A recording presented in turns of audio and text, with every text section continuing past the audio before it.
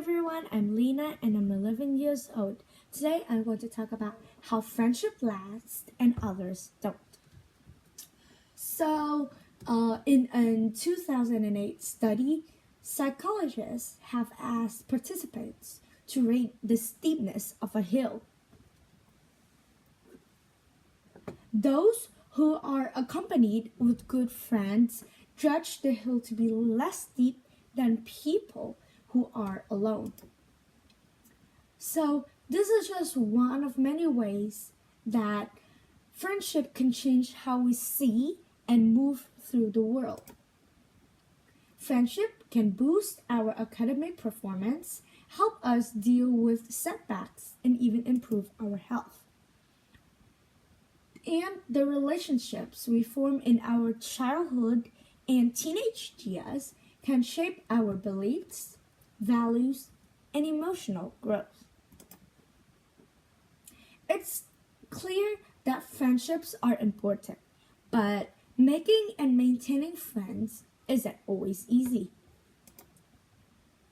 Let's start with the beginning.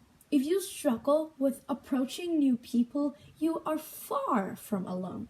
In a series of studies, participants had conversations with varying lengths with strangers. Afterward, they were asked to estimate how much they thought each stranger liked them. Across the board, participants rated their own likability much lower than others have actually rated them. Scientists dubbed this tendency to underestimate how much others enjoy our company as the liking gap.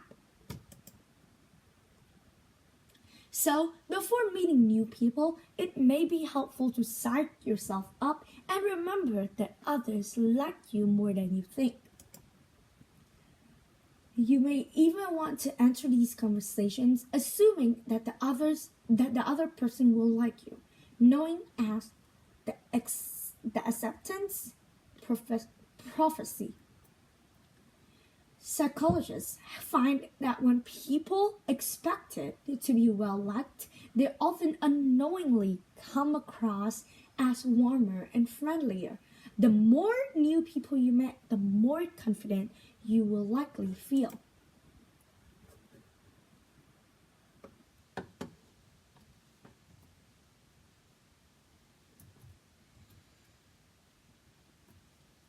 In one study, people who have talked to just one new people each day for a week reported feeling less afraid of rejection, more secured in their conversational skill, and more excited to meet new people overall. What's happening when relationships grow from a casual acquaintances to confidence? Psychologists have identified two key features of more intimate friendships, which is companionship, and closeness. So first, let's talk about what companionship is. Companionship is defined as the rapport or understanding that blooms between people with similar hobbies, interests, or values.